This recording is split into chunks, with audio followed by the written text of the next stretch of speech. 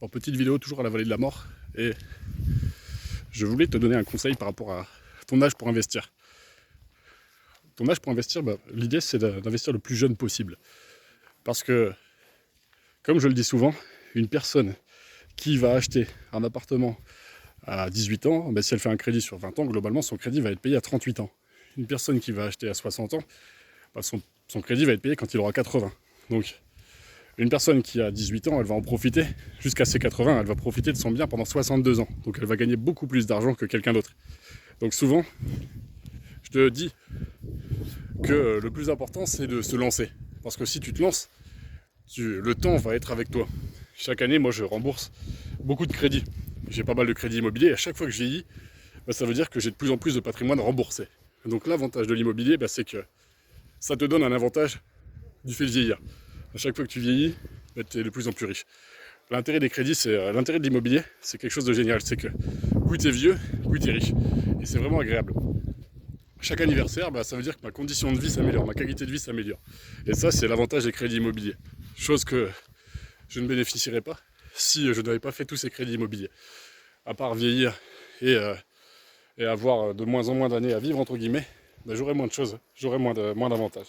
En plus, le fait d'avoir fait les crédits, ça veut dire que j'ai levé beaucoup d'argent, argent que je n'ai pas eu à fabriquer, donc argent où je ne me suis pas sacrifié. Parce que pour fabriquer de l'argent, tu le sais, il faut donner quelque chose de toi, il faut donner de ton temps, il faut contribuer.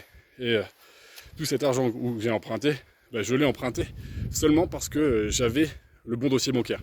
J'ai pas mal de gens que je connais, ils ont le bon dossier bancaire, mais ils n'empruntent pas cet argent, ils ne lèvent pas cet argent.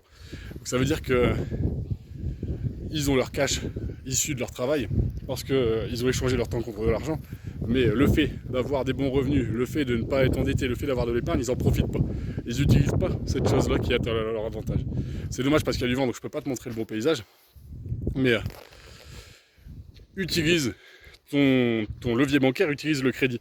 Tu sais que j'ai eu un accident de la route et j'ai failli mourir il y a 2 ans, le 7 mars 2023, et si j'avais été un légume, est-ce que tu penses que la banque m'aurait prêté de l'argent? Si j'avais été...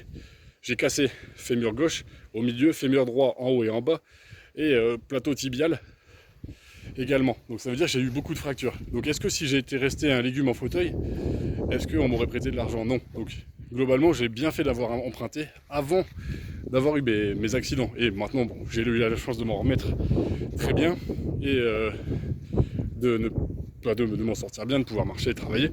Donc je peux toujours emprunter. Je peux toujours, parce que il suffit que je rentre dans les bonnes cases, avoir de l'épargne.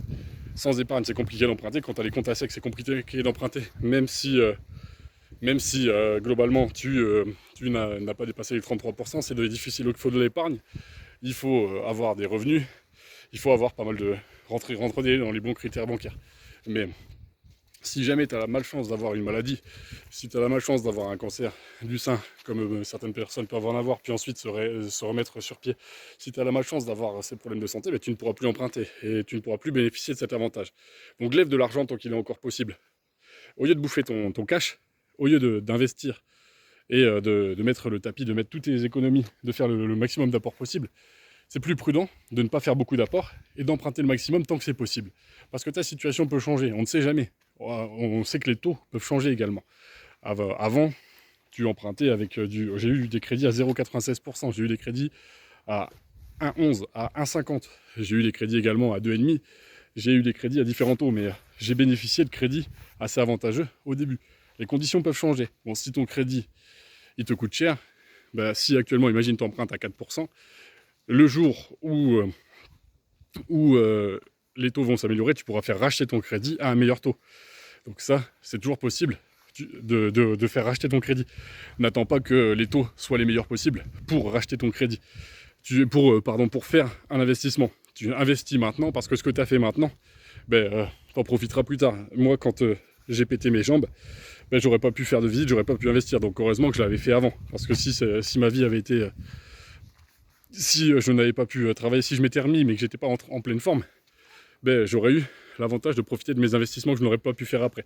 Bon, l'important c'est la santé en priorité, parce qu'avec de l'argent, sans la santé, tu fais pas grand chose. Avec la santé, si tu as la chance d'avoir l'argent, tu fais beaucoup de choses.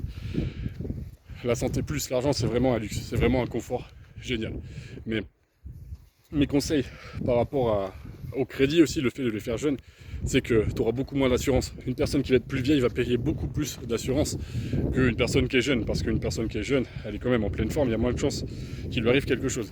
Donc investis le plus jeune possible, parce que si tu investis jeune, comme je te le disais, eh ben, imagine, tu achètes 10 appartements quand tu as 20 ans, à 40 ans, tu n'as plus aucun crédit, tes 10 appartements, ils te rapportent tes loyers. Sur une ville comme la mienne, tes 10 appartements, 10 studios dans ma ville, ça te rapporterait 4 000 € par mois de loyer. Ensuite, bon, forcément, tu aurais des impôts à payer, toi, ton taxe foncière, etc. Mais tu en profiterais bien.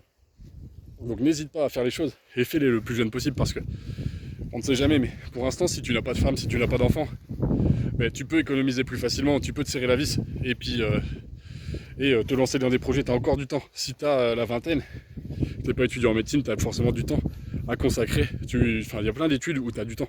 Et essaye d'utiliser ce temps, même quitte à faire un crédit étudiant et pas un crédit immobilier si on ne te l'accepte pas. Prends le crédit qu'on t'accepte. Mais si on te fait un crédit étudiant, que tu arrives à emprunter cet argent et le placer rapidement, bah, ça veut dire qu'à 20 ans, tu auras fait des choses que plein de gens n'auront pas fait encore à 40.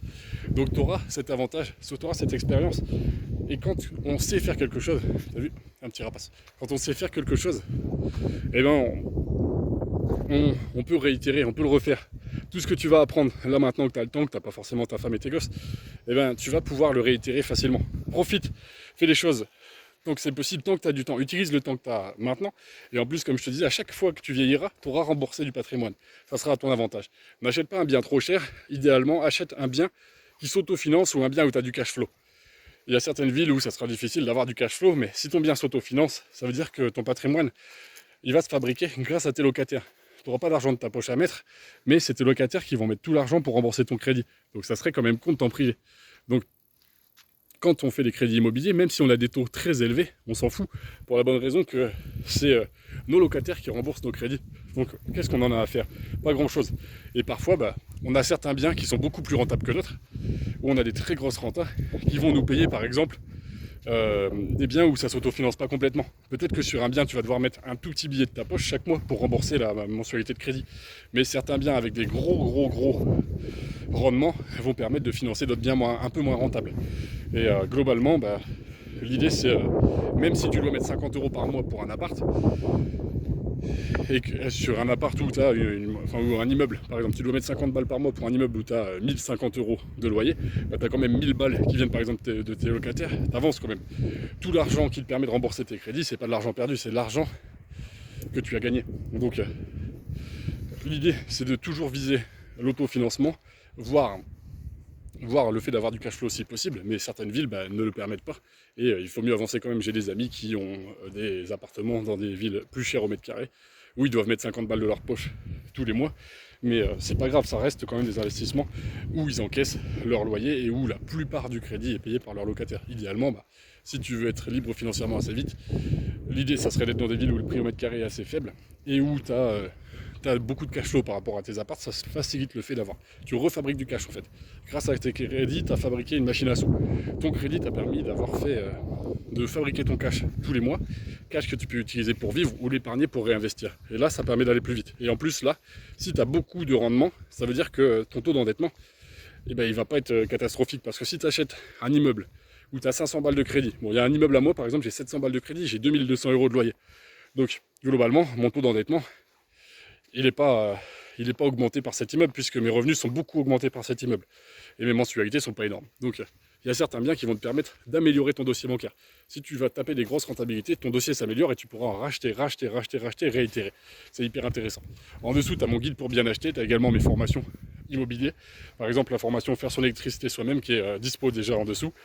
Et tu auras aussi des liens si tu veux accéder à des rencontres immobilières. Tu pourras réserver ta place et me voir en direct, me poser des questions. N'hésite pas à me dire quel type de contenu tu voudrais avoir, qu'est-ce que tu voudrais que je te raconte dans ces vidéos, et n'hésite pas à te lancer, n'hésite pas à me dire si toi aussi tu t'es lancé, si mes vidéos t'ont permis de te motiver, et prends soin de toi.